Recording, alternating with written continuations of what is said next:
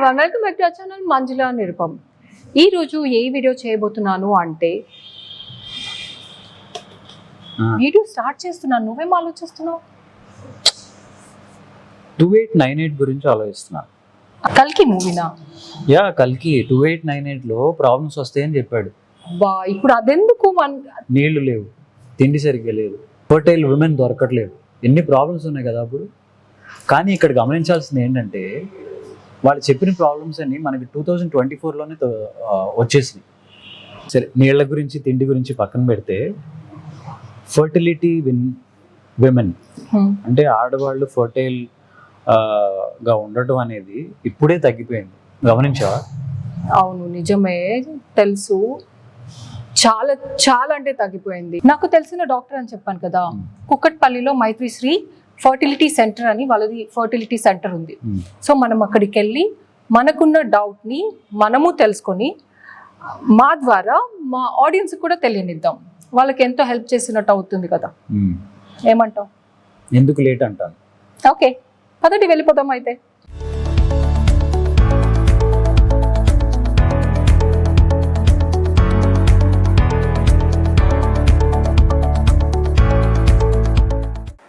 What a pleasant surprise.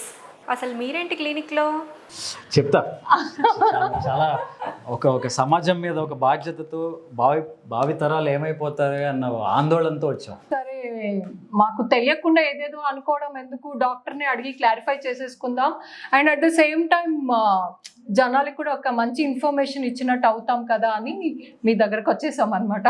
And more over me side నుంచి చెప్పినప్పుడు జనాలకు కూడా చాలా బెటర్గా అర్థమవుతుంది. అదే, మాకే ఇన్ని డౌట్స్ ఉన్నప్పుడు మామూలు జనానికి, పెద్ద చదువుకోని వాళ్ళకి, వీళ్ళ మైండ్లో ఇంకా చాలా డౌట్స్ ఉంటూ ఉంటాయి కదా. వేరేజ్ మనం 2024లో ఇప్పుడే ఆ ఫేజ్లో ఉన్నాం. చాలా అలాంటి ప్రాబ్లమ్స్ చాలా వింటూ ఉన్నాం. ఫర్టిలిటీ గురించి, పిల్లలు సరిగా పుట్టకపోవడం గురించి, ఇట్లా రకరకాలు.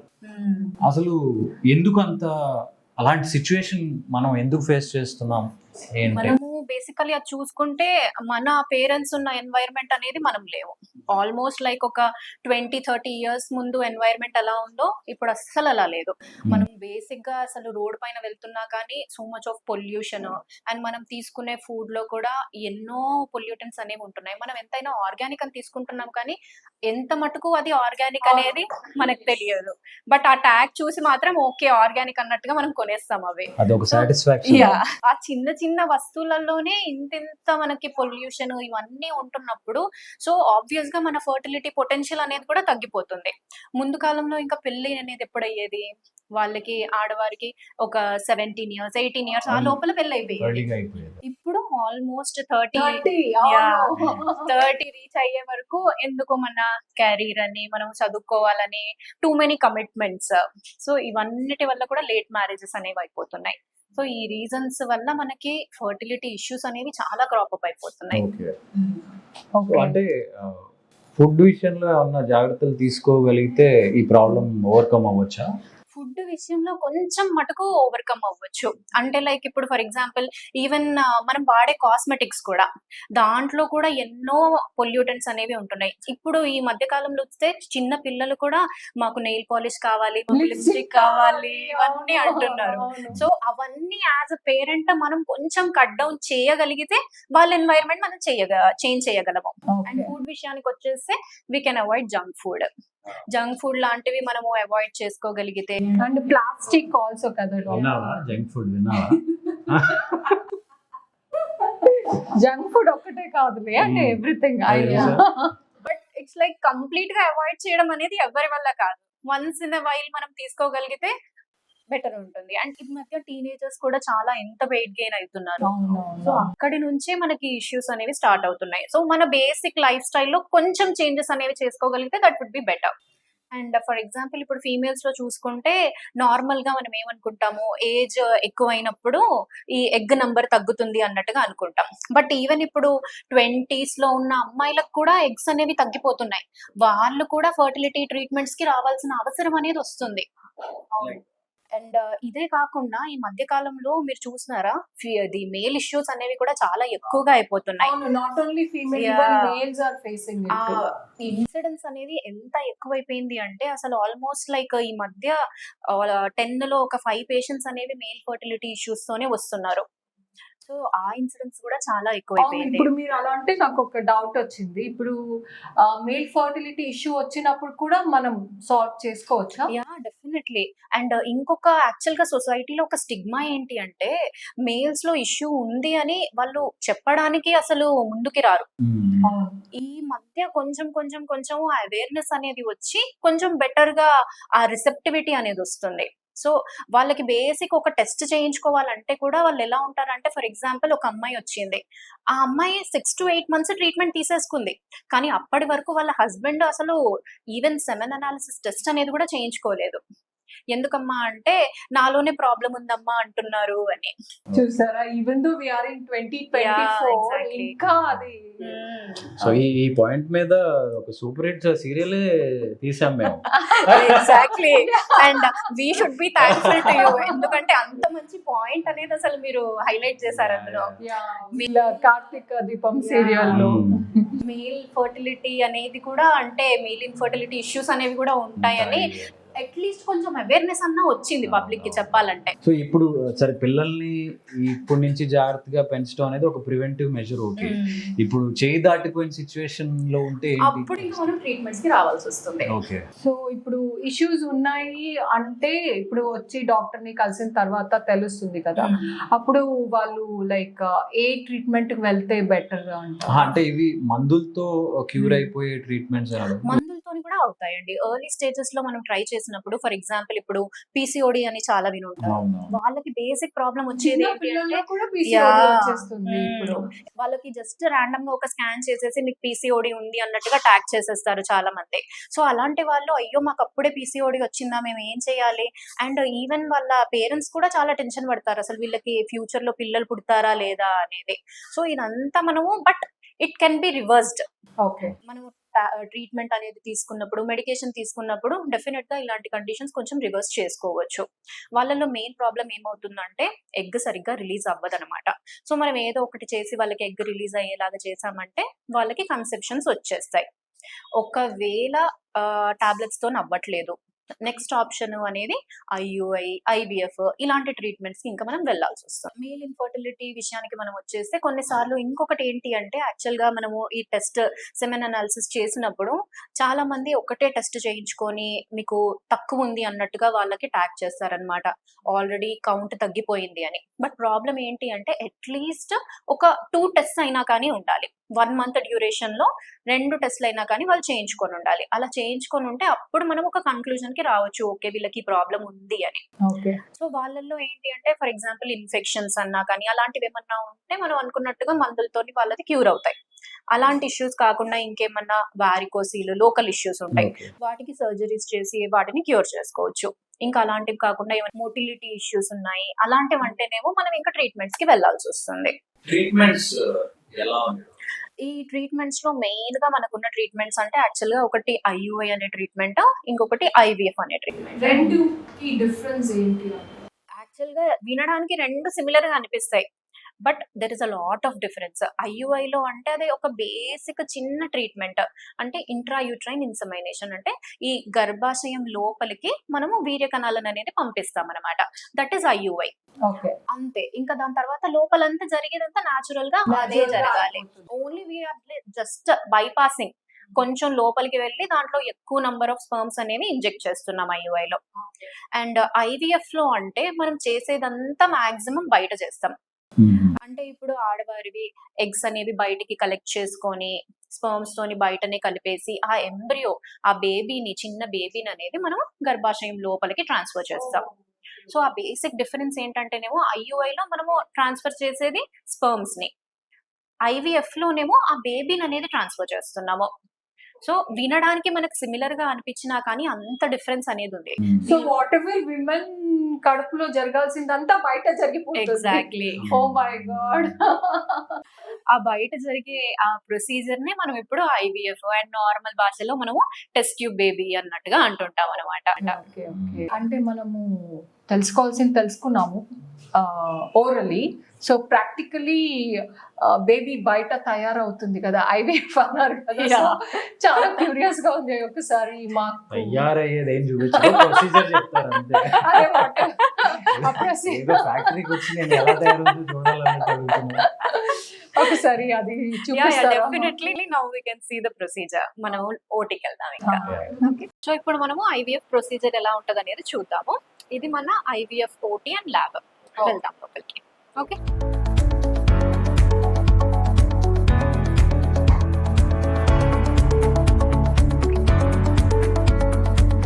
లేడీకి ఎగ్స్ అనేవి ఫిక్స్ చేసుకుంటాము. సో ఇది ఏదైతే మనం చూస్తున్నామో ఇది నీడిల్ అనమాట. దీని నుంచి మనం కింద నుంచి లోపలికి వెళ్ళి తన ఎగ్స్ అనేవి బయటికి తీసుకుంటాము. ఆ ప్రొసీజర్ ఎలా ఉంటుందనేది మనం స్క్రీన్ లో చూద్దాము. ఇప్పుడు ఇక్కడ ఏదైతే మనం చూస్తున్నామో after injections stimulated ovaries. So ఇప్పుడు మనము ఇక్కడ పికప్ అనేది చేస్తాం. ఈ నీడిల్ అనేది లోపలికి పాస్ చేసి ఆ ఎగ్స్ అనేవి ఆస్పిరేట్ చేస్తాం. ఇప్పుడు ఈ ఫ్లూయిడ్ ఏదైతే ఉందో మనం ఇందాక మనము ఎగ్స్ ఏవైతే పిక్ చేసినామో ఆ ఫాలిక్యులర్ ఫ్లూయిడ్ అంతా మనము ఆ ట్యూబ్స్ నుంచి తెచ్చి ఇక్కడ దీంట్లో ఆ డిషెస్లో వేస్తాం. తర్వాత మన ఎంబ్రియాలజిస్ట్ ఆ ఫ్లూయిడ్లో నుంచి ఎగ్స్ అనేవి ఏవైతే ఉంటాయో అవన్నీ సపరేట్ చేసుకొని ఇంకొక డిష్లో వేసుకుంటారు. ఆ డిష్ నుంచి మళ్ళీ మనము ఇక్సీ చేస్తాం. ఇందాక మనము ఎగ్స్ అనేవి కలెక్ట్ చేసుకున్నాం కదా. సో ఇప్పుడు ఆ ఎగ్స్ అనేవి ఎలా ఉంటాయి అనేది మనం ఇక్కడ చూద్దాము. Okay okay. ఇప్పుడు ఈ స్క్రీన్ లో చూస్తున్నవన్నీ మనం ఇందాక పిక్ చేసుకున్న ఎగ్స్. ఓకే. దీని లోపలికి మనము స్పర్మ్స్ అనేవి ఇంజెక్ట్ చేస్తాము, అంటే ఇక్సీ ప్రొసీజర్ అంటారు దాన్ని. ఓకే. ఇప్పుడు ఇది మీరు చూస్తున్నది పేషెంట్ వాళ్ళ హస్బెండ్ ఇచ్చిన సిమెన్ శాంపుల్. ఇవి ఏవైతే ఫాస్ట్గా మూవ్ అవుతున్నాయో అవే మనము స్పర్మ్స్ అని అంటాం అనమాట. దానికి మీరు చూస్తే దగ్గరగా గమనిస్తే హెడ్, నెక్, టెయిల్ అనేవి ఉంటాయి. ఇది మన ఇక్సీ మెషిన్. ఇక్సీ మెషిన్లో మనం ఏం చేస్తామంటే ఎగ్ పట్టుకొని ఇంజెక్ట్ చేసే మెషిన్ అనమాట ఇది.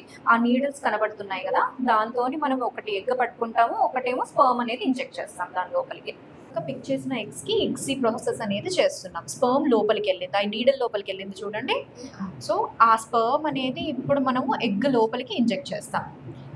ఇప్పుడు మన ఎంబ్రియాలజిస్ట్ ఎగ్ లోపలికి ఇక్సీ అనే ప్రాసెస్ అనేది చేస్తున్నారు. సో ఇది మనం పిక్ చేసుకున్న ఎగ్. ఆ నీడిల్తోని మనము ఆ హోల్డింగ్ అంటారు దాన్ని ఎగ్ అనేది పట్టుకుంటున్నాం. పట్టుకొని ఈ నీడిల్ లోపలికి ఏదైతే మనము స్పర్మ్ అనేది ఇంజెక్ట్ చేసుకున్నామో ఆ స్పర్మ్ని మళ్ళీ మనం తీసుకెళ్ళి ఎగ్ లోపలికి ఇన్సర్ట్ చేస్తున్నాం. సో ఈ ప్రాసెస్ని ఇక్సీ ప్రొసీజర్ అంటారు. అంటే ఇంట్రాసైటోప్లాస్మిక్ స్పర్మ్ ఇంజెక్షన్. అది చిన్నగా స్పర్మ్ లోపలికి వెళ్తుంది చూడండి అక్కడ నీడిల్లో. ఇప్పుడు ఆ నీడిల్ లోపల స్మాల్ ఫిష్. ఎగ్జాక్ట్లీ అది అలా స్విమ్ అవుతా లాగా మెల్లిగా వెళ్తుంది. సో ఇప్పుడు వెళ్ళి ఎగ్ లోపలికి డిపాజిట్ అయిపోయింది. ఇన్సర్ట్ చేస్తారు కదా, అలా హౌ మెనీ ఎగ్స్ కి ఇన్సర్ట్ చేయాల్సి వస్తుంది? నార్మల్ గా ఇప్పుడు జనరల్ గా లేడీకి ఒక 7 to 10 ఎగ్స్ ఉన్నాయి అంటే ఆ ఎగ్స్ అన్ని మనం పిక్ చేసుకొని అందులో ఎన్ని అయితే బాగున్నాయో ఆ ఎగ్స్ కి మాత్రమే మనం ఇంజెక్ట్ చేయగలము. సో అలా ఇప్పుడు తనకి ఒక 8 ఎగ్స్ అనేవి వచ్చాయి. ఆ 8 ఎగ్స్ లోపలికి మనం హెల్దీ స్పర్మ్స్ అనేవి సెలెక్ట్ చేసుకొని వాటిని మనం ఎగ్ లోపలికి ఇంజెక్ట్ చేసాము. సో ఇది ఇక్సీ ప్రొసీజర్. ఇది అయిన తర్వాత దీన్ని మనం ఏం చేస్తాం అనేది నెక్స్ట్ చూద్దాం. ఇందాక మనం ఏవైతే ఎగ్స్ అనేవి ఇక్సీ చేసామో వాటిని మనము ఈ ఇంక్యుబేటర్ లో పెడతాము. సో ఇది జస్ట్ లైక్ లేడీ గర్భాశయం లాగా. గర్భాశయంలో ఏదైతే జరుగుతుందో ఇది మనకు ఆ పని చేసి పెడుతుంది. ఓకే. అడ్వాన్స్డ్ గా ఆర్టిఫిషియల్ ఇంటెలిజెన్స్ అన్నట్టు. ఎగ్జాక్ట్లీ. అంతే. ఎన్ని రోజులు పెట్టాలి? యూజువల్ గా మనం ఎంబ్రియోస్ అనేవి 3 to 5 days మధ్యలో పెడతామంటే మనం ఇప్పుడు ఆ ఎంబ్రియో అనేది 5th day వరకు అనేది బ్లాస్టోసిస్ట్ అంటాం. దాని తర్వాత ఇన్ కేస్ మనకు ట్రాన్స్ఫర్ ప్లాన్ ఉందంటే మళ్ళీ గర్భాశయం లోపలికి ట్రాన్స్ఫర్ చేస్తాం. ట్రాన్స్ఫర్ చేయడం లేదు అంటే వాటిని మళ్ళీ ఫ్రీజ్ చేసుకుంటాము. ఓకే. ఇది ఏదైతే ఇంక్యుబేటరో అలాగే సేమ్ ఈ రెండు కూడా అలాంటి ఇంక్యుబేటర్సే. ఇవి దానికన్నా ఇంకా కొంచెం advanced. Okay. And one more doubt doctor. ఇప్పుడు చాలా మంది ఇప్పుడు సైన్స్ ఎంత అడ్వాన్స్ అయింది అంటే ఇప్పుడు నాకు ఎగ్ ప్రొడక్షన్ చాలా బాగుంది, but I don't want to conceive. ఫ్యూచర్లో ఒక 3-4 years తర్వాత నేను కన్సీవ్ అవ్వాలనుకుంటాను. అప్పటికి నాకు ఎగ్స్ ఇన్ని ఉంటాయో లేవో, నేను స్టోర్ చేసుకోవాలి. సో అలా కూడా చేసుకోవచ్చు. డెఫినెట్ గా ఆప్షన్ అనేది ఉందండి. దాన్నే మనము ఎగ్ ఫ్రీజింగ్ అంటాం అనమాట, ఊసైడ్ ఫ్రీజింగ్. సో ఆ లేడీకి ఈవెన్ మ్యారేజ్ కాకముందు కూడా ఇఫ్ ఫర్ ఎగ్జాంపుల్ ఏమన్నా క్యాన్సర్ అలా ఏమైనా ట్రీట్మెంట్స్ కి వెళ్ళాలి అని అనుకుంటుంటే వాళ్ళకి రేడియేషన్ ఇచ్చినప్పుడు ఊసైడ్స్ డ్యామేజ్ అవుతాయి. సో అలాంటి వాళ్ళకి మనము ముందుగానే ఊసైడ్స్ అనేవి పిక్ చేసుకుంటాం, చేసుకొని వాటిని ఫ్రీజ్ చేసుకుంటాం.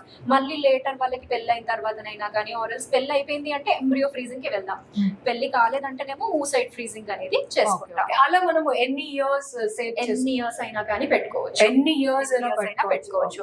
మనం పెట్టేది ఆ -డిగ్రీ టెంపరేచర్ లో ఉంటుంది. సో దాంట్లో మనము స్టోర్ చేసుకుంటాం. ఓకే. ఈ ఫెసిలిటీ ఇప్పుడే వచ్చిందా లేదా చాలా ఇయర్స్ నుంచి ఉందండి. ఆల్మోస్ట్ లైక్ మనకి ఎప్పుడైతే ఐవీఎఫ్ అనేది స్టార్ట్ అయ్యిందో అప్పటి నుంచి చేస్తున్నాం. బట్ ఊసైడ్ ఫ్రీజింగ్ అనేది మాత్రం స్టార్టింగ్ నుంచి లేదు. అది one of the latest development. ఇప్పుడు మనం ఇది ఏదైతే చూస్తున్నామో దీన్ని క్రయోక్యాన్ అంటాము. ఎంబ్రియోస్ అనేవి మనం దీంట్లోనే ఫ్రీజ్ చేస్తాము. ఇది ఇలా మనం ఒక్కొక్క దానికి లేబులింగ్ ఇస్తాము. లేబులింగ్ ఇస్తే పర్ఫెక్ట్ గా మళ్ళీ మనం అదే పేషెంట్ కి అనేది ప్రాపర్ గా ఆ నేమ్స్ తోని చూసుకొని మళ్ళీ ట్రాన్స్ఫర్ అనేది చేయాలి.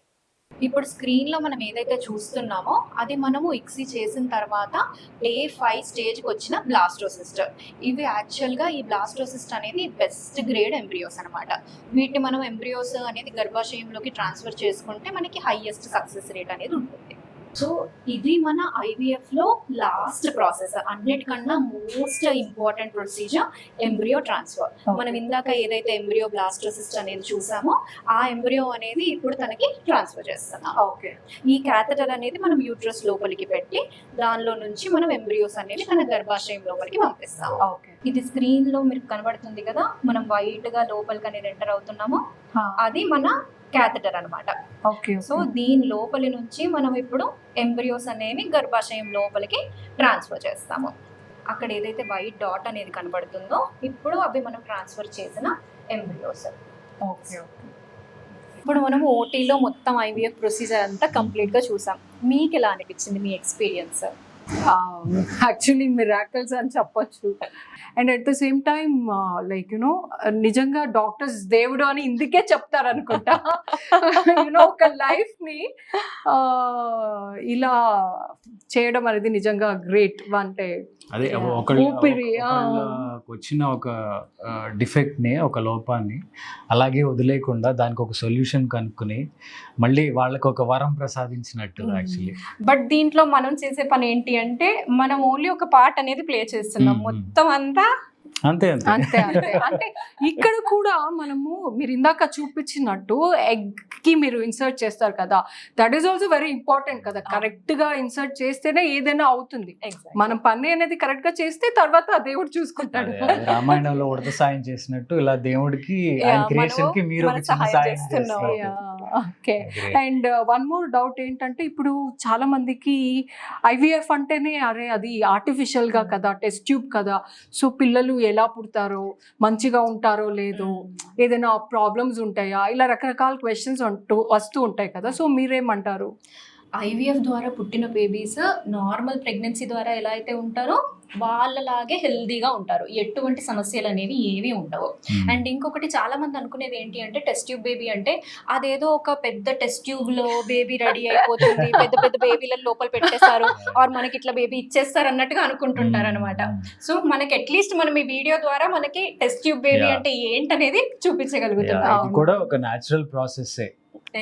అదే విత్తనాలు నాటడం ఒక పద్ధతి, అది కొంచెం మొలక వచ్చిన తర్వాత మొలకలతో నాటడం ఇప్పుడు మనం చేసే పద్ధతి అనేది మొలకలు పెట్టినట్టు. మిగతాదంతా natural process. And even summer లో కూడా ఐవీఎఫ్ కి వెళ్ళకూడదు అన్నట్టు చాలా మంది చెప్తూ ఉంటారు. యాక్చువల్ గా సమ్మర్ లో చేసుకోవడానికి చాలా భయపడుతుంటారు అనమాట. ఇనీషియల్ గా ఎప్పుడైతే ఐవీఎఫ్ స్టార్ట్ అయ్యిందో అప్పుడు మనకి ఇంత ఫ్రీజింగ్ టెక్నిక్స్ అనేవి అప్పుడు అంత ఇదిగా లేవు. బట్ ఇప్పుడు మనకి మనకి అడ్వాన్స్డ్ టెక్నాలజీతోని కంప్లీట్గా ఇప్పుడు మీరు చూసారు కదా, ల్యాబ్ అనేది మొత్తం ఐసోలేట్ అయ్యి ఉంది, బయట కండిషన్స్ తోని అస్సలు ఇన్ఫ్లుయెన్స్ అవ్వదు. సో సమ్మర్ అయినా వింటర్ అయినా ఎటువంటి సీజన్ లోనైనా కానీ మనం ప్రాసెస్ అనేది చేయించుకోవచ్చు. ఇప్పుడు చాలా మంది అయ్యో ఐవీఎఫ్కి వెళ్తే ట్విన్స్ ట్రిప్లెట్స్ ఇలా పుడతారు, మాకు ఒక్కరే చాలు, సో అందుకు కూడా చాలా మంది భయపడుతూ ఉంటారు కదా రావడానికి. సో దానికి ఏం చెప్తారు? దానికి మనకు ఆప్షన్స్ ఉంటాయా? ఉంటాయండి. ఓన్లీ వాళ్ళకి జస్ట్ 1 బేబీయే కావాలి అంటే సింగిల్ ఎంబ్రియో అనేది కూడా ట్రాన్స్ఫర్ చేసుకోవచ్చు. వాళ్ళకి బెస్ట్ గ్రేడ్ ఉంది అంటే ఈవెన్ 1 ఎంబ్రియో అనేది కూడా మనకి ట్రాన్స్ఫర్ చేస్తే సరిపోతుంది. ఇన్ కేస్ ఎంబ్రియోస్ అనేవి కొంచెం యావరేజ్గా ఉన్నాయి అంటే అలాంటి కేసెస్లో మనము 2 ఎంబ్రియోస్ అనేవి ట్రాన్స్ఫర్ చేస్తాము. ఇప్పుడు లోపలికి వెళ్ళి 2 కూడా అతుక్కునే ఛాన్సెస్ అనేవి ఉంటాయి. సో ఈ కారణం వల్లనే మనకు న్యాచురల్ కన్సెప్షన్ కన్నా ఐవీఎఫ్లో అనేది ట్విన్ ప్రెగ్నెన్సీస్ అనేది కొంచెం ఎక్కువగా చూస్తుంటాం. Okay, good. అండ్ ఇది చాలా కాస్ట్లీ ప్రాసెస్ అని only above middle class high range వాళ్ళు మాత్రమే ఇది ఆప్ట్ చేసుకోగలరు అనేది ఒకటి ఉంది. అంటే మరి middle class below middle class వాళ్ళ పరిస్థితి బేసికల్లీ ఏమవుతుందంటే అండి, ఇది ఎలా అంటే ఇప్పుడు ప్రెగ్నెన్సీ అనేది ఒక ఎమర్జెన్సీ కాదు. అది మనము డెస్పరేట్గా మనం కావాలి అంటే వెళ్ళి చేయించుకుంటాం. అదే ఇప్పుడు ఫర్ ఎగ్జాంపుల్ ఒక పర్సన్కి హార్ట్ అటాక్ వచ్చిందంటే ఇది కాస్ట్లీయా ఇది కాదా అన్నట్టు అనుకుంటారా? లేదు, అది ఎంత ఖర్చు అయినా వెళ్ళి చేయించుకుంటారు. సో ఇది మనకి ఎలా అయినా కావాలి అంటే ఈవెన్ నార్మల్ పీపుల్ కూడా ఎఫర్ట్ చేసుకునే ప్రైజెస్ లోనే ఉంటుంది. అది ఓన్లీ మనకు అప్పుడు చేయించుకోవాలన్న తాపత్రయం అనేది ఉండాలి. ఓకే, ఓకే, కరెక్ట్ గా చెప్పారు. Correct, best example. ఇది ఒక గుడ్ థింగ్ అనే చెప్పొచ్చు. ఐఎమ్ వెరీ ప్రౌడ్లీ అండ్ అంటే ఇక్కడ మైత్రి శ్రీ హాస్పిటల్లో సక్సెస్ రేట్ అనేది షార్ట్ పీరియడ్లో చాలా ఎక్కువ ఉంది కదా. So I'm very much happy for that. So దాని గురించి ఏదైనా కొంచెం సీక్రెట్ ఆఫ్ యువర్ అదేంటంటే అండి, నార్మల్గా ఇప్పుడు ప్రతి పేషెంట్ని అంటే వాళ్ళకి ఎలా ఉంటుందంటే మనము వాళ్ళ షూలో ఉంటే ఎలా అయితే ఉంటుందో ఆ విధంగా మేము ప్రతి పేషెంట్ని పర్సనలైజ్డ్ కేర్ అనేది తీసుకొని ఒకవేళ వాళ్ళకి బాగాలేదు అంటే మళ్ళీ వాళ్ళకి ఎక్స్ప్లెయిన్ చేసి అవసరమైతే ఇంకోసారి ప్రొసీజర్స్ చేసి అన్ని ట్రాన్స్పరెంట్గా వాళ్ళతో డిస్కస్ చేసిన తర్వాతనే ఎటువంటి ప్రొసీజర్ అయినా కానీ చేస్తాము. So that is the reason for our success. మీరు కమర్షియల్ డాక్టర్ లా కాకుండా ఒక ఇంట్లో మనిషిలాగా మాట్లాడి అందరికి ఎక్స్ప్లెయిన్ చేసి నా ఫ్యామిలీ మెంబర్ వస్తే ఎలా అయితే నేను చేస్తానో ప్రతి పేషెంట్ ని నేను అలాగే ట్రీట్ చేస్తాను. అది చాలా చాలా ఇంపార్టెంట్. నిజంగా బాండింగ్ అనేది ఉంటే ఈవెన్ పేషెంట్స్ కూడా చాలా ఏంటి హోమ్లీగా ఫీల్ అవుతారు, కంఫర్ట్ జోన్ ఫీల్ అవుతారు. దానివల్ల even they feel safe. So which is very important. చాలా వరకు మాకున్న మిత్స్ కానీ అనుమానాలు కానీ మేము బయట నుంచి విన్న డౌట్స్ కానీ సో అన్నీ మీకు ఎక్స్ప్రెస్ చేసాము. మీరు అన్నిటికీ చాలా క్లియర్గా ప్రాసెస్ ఎలా జరుగుతుంది అనేది మేము యాక్చువల్లీ అది చూడగలమని ఎక్స్పెక్ట్ చేయలేదు. బట్ మీరు కల్పించారు, వెరీ నైస్. అండ్ దీని ద్వారా చాలా మందికి ఒక ఈ ప్రాసెస్ మీద ఒక అవగాహన వచ్చి ఉంటుంది, ఒక క్లారిటీ వచ్చి ఉంటుందని నమ్ముతున్నాం. సో చూసారు కదా, అంటే ఈ వీడియో త్రూ మీకు చాలా తెలిసిందనే అనుకుంటున్నాము. మీకు ఏదైనా ఒక చిన్న డౌట్ ఉన్నా సో మీరు ఏదో అనుకోకుండా ఫస్ట్ అయితే వచ్చి డాక్టర్ని కన్సల్ట్ చేస్తే అది మెడిసిన్ త్రూనా లేదా ట్రీట్మెంటా ఏం చేయాలి అనేది చెప్తారు.